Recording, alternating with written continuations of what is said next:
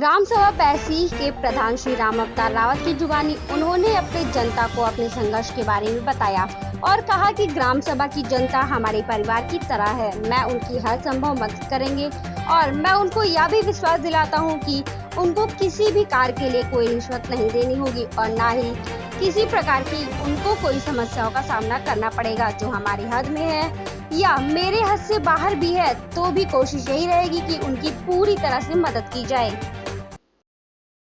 स्वागत है। ये आप जरा अपना परिचय बताएंगे। राम अवतार रावत, ग्राम बैसिंग, कोट दर्शन नगर, जिला अयोध्या। अच्छा प्रधान जी, आपने आपके ग्राम सभा में कितने कैंडिडेट? 11 कैंडिडेट। 11 कैंडिडेट लड़े हुए थे। तो कितने वोट हैं यहाँ पे? यहाँ है 2372 वोट। तो उसमें कितना आपने वोट आपको मिला हुआ? 351 वोट से आप जीते हुए थे। लेकिन प्रधान जी एक बात ये बताइए, इतने 351 टोटल मिला, 63 वोट से जीते। और एक चीज़ ये बताइए, इतने 11 कैंडिडेट इसमें खड़े हुए थे, तो ये तो एक जो है बाघ के मुंह से निकालने वाली बात थी, तो इसका आपका क्या राज है? राज वही है कि हम हमेशा जनता के साथ जुड़े हैं, सबके सुख दुख में साथ देते हैं, इसलिए जनता ने हमको चुना। इससे ये साबित हो रहा है कि आपका जो है जनता से काफ़ी लगाव है। जी। और जनता आपको चाहती है। तो अब इसके बाद में आप कैसी रणनीति बना रहे हैं, क्या करना चाहेंगे जनता के लिए? जनता ने तो आपके लिए बहुत कुछ किया है।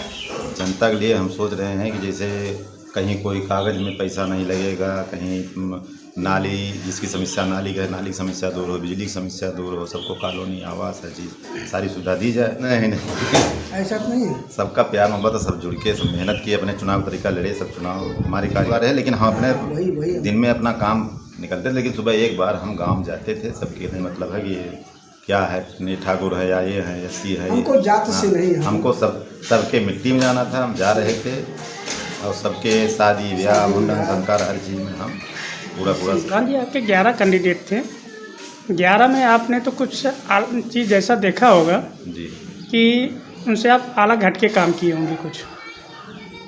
अब यही हमारा काम था। जैसे और लोग लड़े थे, मौजूदा प्रधान लड़े, सब लड़े थे, लेकिन जब चुनाव आया तो केवल जब चुनाव आता है तो केवल जब आया तुरंत मैदान में कूद पड़े। अच्छा, दूसरी बात ये भी है प्रधान जी कि इस अगर आप राजनीति में उतरे हुए हैं जी, तो इसके पहले भी प्रधान जो कार्य कर रहे थे उसके बारे में भी आपको काफ़ी जानकारी होगी। तो ये बताइए, उसमें आपने ये क्या चीज़ देखा कि आपको ये मन में इच्छा जाहिर हुई कि मैं जो है प्रधान हो जाऊँ और अपने ग्रामवासियों को ये सुविधाएं दे सकूं? ये कार्य इस कार्यकाल में नहीं हो रहा, अगर मेरे हाथ में आ जाती प्रधानी तो मैं इस कार्य को जो है जब बेहतर ढंग से करेंगे।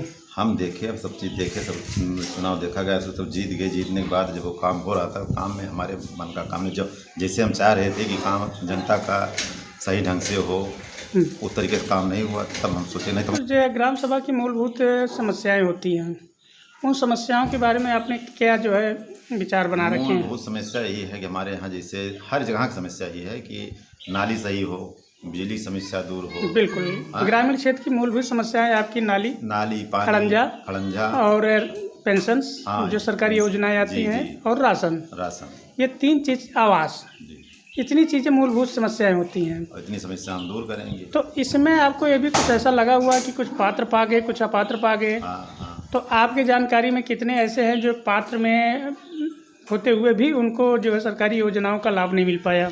अब जो करना था वो कर दिया, उसमें कुछ कहना नहीं है। नहीं, करने का क्या है, उसमें ये बात नहीं है। उनकी आपकी अपेक्षा नहीं कर रहे ना, उनकी बुराई कर रहे हैं। मैंने ये कहा, मेरे प्रश्न नहीं समझे, मैं ये कह रहा हूँ आपकी जानकारी में ऐसा क्या लग रहा है कि पात्र होते हुए भी उनको नहीं मिल पाया? अब आप अपने कार्यकाल में क्या उसकी रणनीति बनाए हैं? हाँ, कुल मिला के ऐसे कुछ लोग बचे हुए हैं जिनके पास छपरा केवल रहने के लिए कुछ नहीं है, और वो पूरे 5 साल में नहीं मिला उनको आवास। अब पहली प्राथमिकता हमारी यही है कि पहले उनको जी, मेरा यही है कि आपका क्या उद्देश्य है उनके प्रति। ये नहीं, मैं आपके प्रत्यारोपण नहीं लगवा रहा हूँ कि उन्होंने क्या कर दिया, आपने क्या करेंगे। हमारा उद्देश्य यही है कि हम सबसे पहले उन्हीं जो पात्र हैं उन्हीं के मिले। अच्छा, रेवेन्यू के बारे में क्या है? रेवेन्यू तो ज़मीन वाले में कैसे क्या करेंगे? अब ज़मीन वाले में तो हम वही तो चार्ज मिले तो हमने लेखपाल साहब को बुलाएं, तो देखें कि कहाँ क्या है, उसमें देखेंगे कहाँ कैसे ज़मीन है, देख के उसके बनाएंगे। जैसे मान लीजिए इस वक्त महामारी कोरोना का चल रहा है, कोरोना में अभी आप लोग का शपथ ग्रहण हुआ कि नहीं हुआ? क्योंकि अभी आप लोग के मेंबर भी नहीं पूरे हैं, तो इसलिए शपथ ग्रहण नहीं हो पाया। तो खाता आपके चल नहीं रहे हैं, तो इस तरह के आपके पास बहुत सारी समस्याएं आ रही हैं, तो उन समस्याओं का आप कैसे जो है निर्वहन कर रहे हैं?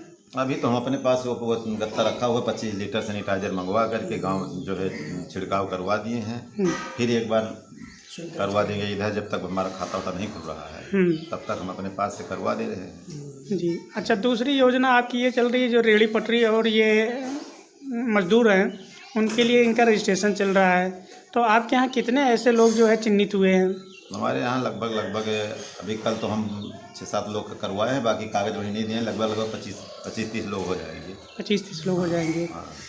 चलिए अच्छा, अब दूसरी चीज़ ये बताइए कि पारस न्यूज़ के माध्यम से आप जनता वोट दिया सेवा स्वरूप हम जनता के लिए हमेशा काम करते रहेंगे और बढ़िया ईमानदारी से काम होगा जनता के लिए, और जनता के बीच हमेशा हम रहेंगे। हमेशा हम उनका सादर हाँ, अभिनंदन सब दुख दर्द हम उनका देखेंगे, सुनेंगे, करवाएंगे, सब काम हम करेंगे। तो क्या कुछ और आप नए तरीके से कार्य करने के लिए योजना बनाए हुए हैं कि केवल वही पुराने कार्य? नहीं, पुराना ढर्रा नहीं रहेगा हमारा। यही हम जो सरकारी योजना है हम पहले जीतते हुए तुरंत बता दिए कि हमको भैया राशन सबको बराबर मिलना चाहिए, तौल में घटतौली नहीं होना चाहिए, सफाई कर्मी ढंग से अपने गांव में काम करें। 2 चीज़ और उसके बाद में जो है मतलब अपने अपने जगह सब टीचर हैं, स्कूल में जो काम करना वो अपना काम करें, ये अपना काम करें। सेक्रेटरी साहब को बता दिए हैं कि भैया कहीं किसी कागज़ में किसी पैसा 1 पैसा लेना नहीं है कि 1 पैसा लेके काम करो। सबसे बड़ी समस्या तो ये आती है कि ग्राम सभा की जो सफाई योजनाएं नहीं चल रही हैं, जैसे स्वीपर आपके यहाँ हो गए, फिर वो स्वीपर आज जो है सफाई कार्य नहीं करते हैं, तो उसमें लोग कहते हैं कि प्रधान और स्वीपर की जो है मिलीभगत होती है। हमारे यहाँ ऐसा होगा नहीं। ये आप जो है जनता को वचन दे रहे हैं। तो ये स्वच्छता के तहत आप जो है सफाई कर्मी को उनके कार्य के हिसाब से कार्य जरूर करवाएंगे। चलिए, हम नहीं थे तब भी हम करवा रहे थे काम जी। जब हम नहीं थे प्रधान तब भी हम अगर देख लेते थे कि यहाँ नाली वहाँ नाली गंदी है तो हमको बुलवा करके हम काम उनसे करवाते थे। चलिए प्रधान जी, आपको बहुत बहुत धन्यवाद।